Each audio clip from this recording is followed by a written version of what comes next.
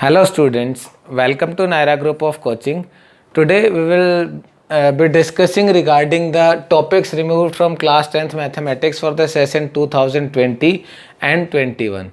So basically this is a good news for all those students who are appearing in class 10th standard for this session, and basically for all those students who are having 36 ka aakada with mathematics. So it's in very good news for all those students.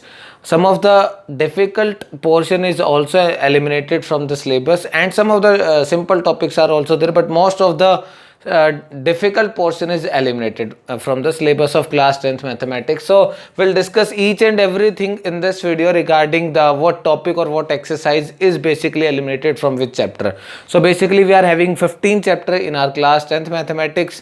So starting with the first chapter, the name of the first chapter is real numbers. And in this real number, basically Euclid division lemma. I think you all are aware regarding this thing, as the first chapter is already completed.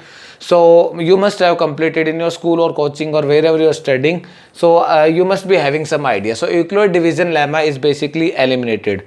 So जो exercise 1.1 थी, that is completely eliminated. So आपके लिए problematic questions है, some of the problematic questions are there, like prove that for any given positive integer is of the form 9m plus 1, 9m plus 3, 9m plus 8 and so on. इस type के जो questions थे, all those questions are basically eliminated. So basically it's a good news for all of the students, and maybe yes, some of the students will feel that no sir, it's not a good news, or some of the students who like mathematics very much, for them yes, but there is a chance that they can study all these things. The CBSE board has eliminated all those topics, but you can study. It's up to you. If you want to study, that's good. Definitely you're going to have some benefit in 11th and 12th standard. So now we are having the first chapter, the complete exercise 1.1. that means basically the Euclid division lemma is eliminated. Now and in second chapter, the name of the second chapter is polynomials. So from this polynomial division algorithm is eliminated.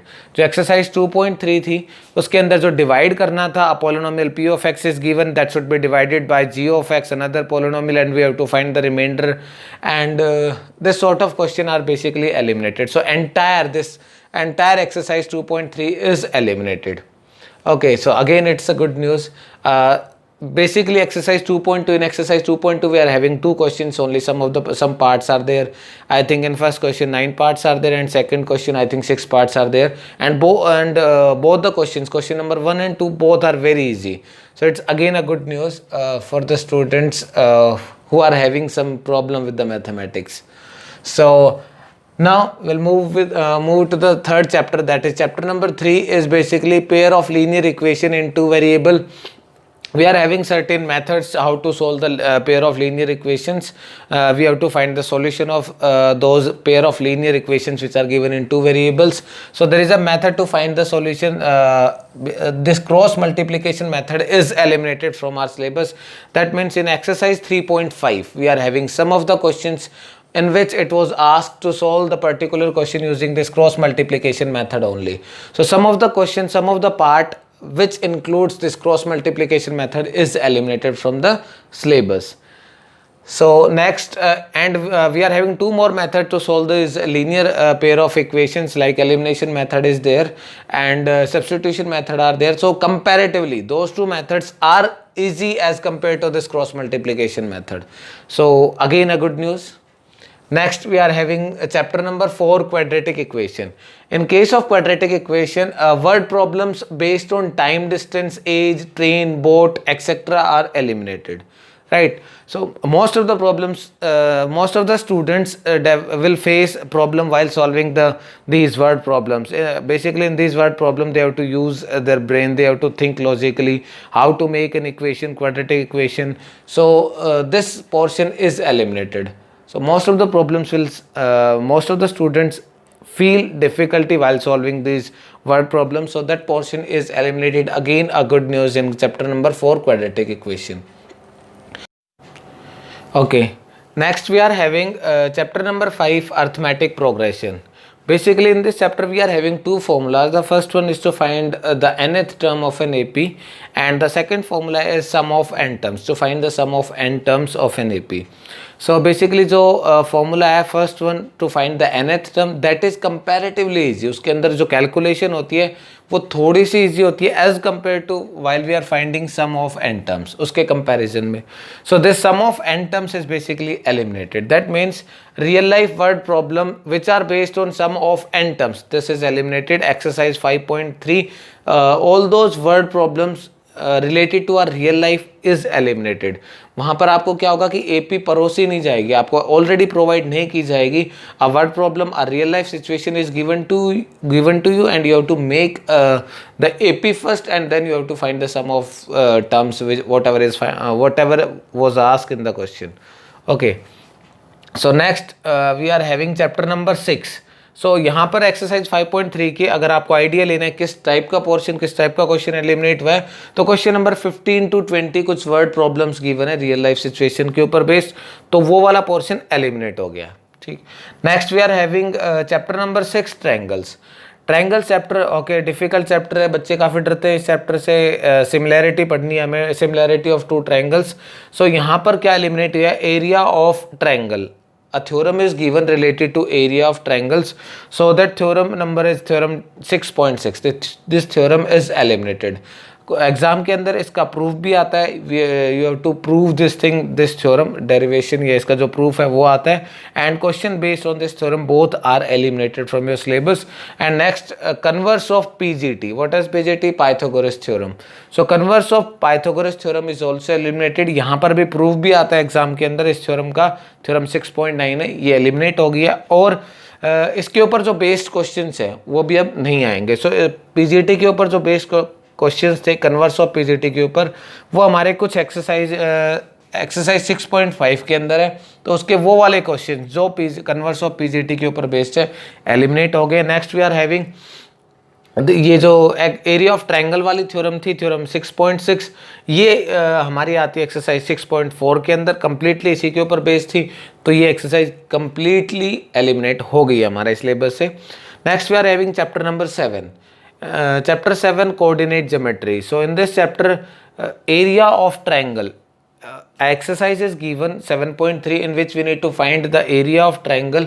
So वो वाली जो exercise है 7.3 जिसमें हमें area find करना था triangle का, वो कंप्लीट एक्सरसाइज हमारे सिलेबस से एलिमिनेट कर दी गई है। Okay, next we are having chapter number 8 that is introduction to trigonometry. Trigonometry से आप अवेयर नहीं है, अभी फर्स्ट टाइम आपके सिलेबस में आई है मैथमेटिक्स के अंदर। सो ये वाला जो पोर्शन था इसके अंदर से कुछ चीज़ें हमारी एलिमिनेट हुई हैं। कौन कौन सी हैं, questions based on angle between 0 degree and 90 degree. कुछ ट्रिग्नोमेट्रिक रेशियोज हमें गिवन होते हैं, यहाँ पर ट्रिग्नोमेट्रिक रेशियोज हम पढ़ते हैं ट्रिग्नोमेट्री के अंदर। सो उसके अंदर कुछ एंगल भी दिए होते हैं हमें 0 to 90 डिग्री, 0 और 90 डिग्री, बिटवीन 0 एंड 90 डिग्री। तो उसके sin 30, sin 60, sin 45 इनकी कुछ वैल्यूज़ होती है हमारे पास। सो उनके ऊपर जो ये ट्रिग्नोमेट्रिक रेशियोज के अंदर जो एंगल के ऊपर बेस्ड क्वेश्चन थे वो हमारे एलिमिनेट हो गए हैं। दैट मीन्स एक्सरसाइज 8.2 का कुछ क्वेश्चंस, कुछ पार्ट जो 0 डिग्री और 90 डिग्रीज के एंगल के बेसिस पे हमें कुछ वैल्यूज पुट करके सोल्व करना था, वो वाला पार्ट एलिमिनेट हो गया। Next we are having exercise 8.3 के अंदर कुछ क्वेश्चंस थे जिसके अंदर हमें कॉम्प्लीमेंट्री एंगल्स, जो ट्रिग्नोमेट्रिक रेशियोज है उनके बीच में कॉम्प्लीमेंट्री एंगल्स, ना what are complementary angles, pair of angles whose sum is 90 degree. Okay, तो वो दो एंगल जिनका सम 90 डिग्री होता है वो वाला, उसके ऊपर कुछ बेस्ड क्वेश्चंस होते हैं like tan theta is equal to cot 90 minus theta. हम लिख सकते हैं कि tan थीटा इक्वल होता है cot 90 माइनस थीटा, sin थीटा इक्वल होता है cos 90 minus theta. So this questions based on this thing complementary angles is also removed from our syllabus. सो ये हमारा आता है एक्सरसाइज 8.3 के अंदर, जो इसके ऊपर बेस्ड क्वेश्चंस होंगे वो एलिमिनेट हो गए। Next we are having chapter number 9 that is some application of trigonometry. So इस चैप्टर के अंदर से हमारा कोई भी टॉपिक रिमूव नहीं किया गया अभी तक, ठीक है। सो और इसमें से होगा भी नहीं, दैट मीन्स अभी तक नहीं होगा भी नहीं। सो सम एप्लीकेशंस ऑफ ट्रिग्नोमेट्री, इसके अंदर कोई चेंज नहीं है, वही क्वेश्चन है। इजी चैप्टर है, इंटरेस्टिंग चैप्टर है बेसिकली। ओके, नेक्स्ट चैप्टर है चैप्टर नंबर 10 सर्कल। तो सर्कल के अंदर भी कोई change. So in this chapter circle basically we are having one exercise only and 12 or 13 questions are there I think. So basically easy chapter है, कुछ eliminate करने को था भी नहीं ज़्यादा इसके अंदर। सो अच्छा है, एलिमिनेट नहीं हुआ। नेक्स्ट ऐसे ही सम ये chapter number 9 some applications of trigonometry. In this chapter also we are having a single exercise. There is nothing more to remove from this chapter also. It is quite interesting chapter, this 9th one. Okay, next chapter number 11, construction. In this chapter, construction of a triangle similar to a given triangle. This concept is basically eliminated from our syllabus. एक आपको triangle given होगा, उस triangle का similar एक और triangle using the steps of construction आपको draw करना होगा. तो वो वाला portion हमारे syllabus से रिमूव कर दिया गया है, तो वो इंक्लूडेड नहीं है फॉर द सेशन 2021. और ये बेसिकली जो ये क्वेश्चंस हैं construction of a similar triangle of a given triangle, ये कहाँ पर है एक्सरसाइज 11.1 के some of the questions are there. So वो वाले क्वेश्चंस रिमूव कर दिए गए हैं, ठीक, एलिमिनेट हो गए.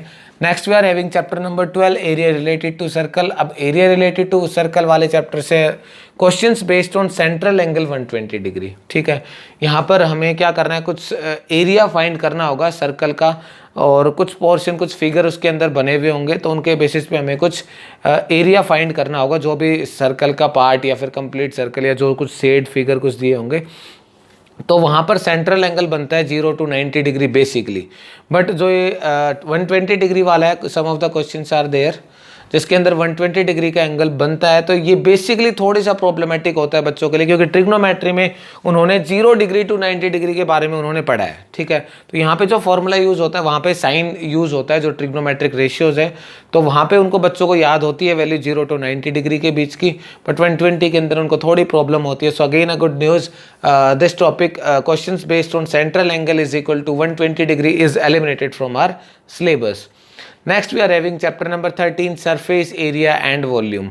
So from this chapter exercise 13.4, the questions based on frustum of a cone. ठीक है, जो frustum होता है कौन का, आप लोगों को आइडिया नहीं होगा frustum of a cone का.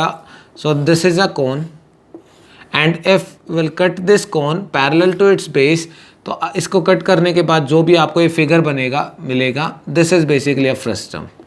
तो जो बकेट शेप होता है दैट इज़ फ्रस्टम. तो आप लोगों ने अभी तक नहीं पढ़ा है 9th स्टैंडर्ड में या किसी भी लोअर क्लासेस में, इसके बारे में आपको आइडिया नहीं होगा. तो अगेन अ गुड न्यूज़, जो आपने नहीं पढ़ा था वो वाला topic maybe some of the students will face difficulty while understanding this new concept.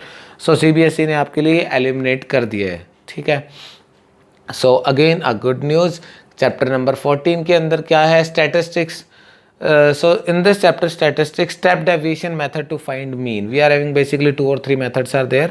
So जो step deviation method था ये रिमूव कर दिया गया अर्थमेटिक मीन को फाइंड करने का, जो कि बेसिकली ये कोई एक्सरसाइज 1, 2 दोनों के अंदर हो सकता है, because it's up to you. If it was specified in the question that use a particular method to find the arithmetic mean, like step deviation method, it was specified in the question. If it is specified you have to use this method, तो वो आपको use करना ही है, otherwise it's up to you. But आपको अब ये method use नहीं करना है.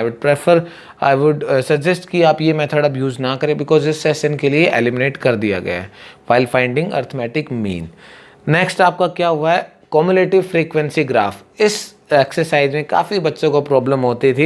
यहाँ पर एक ग्राफ बनाना पड़ता है कॉम्युलेटिव फ्रीक्वेंसी का, जिसको ओजाए बोलते हैं.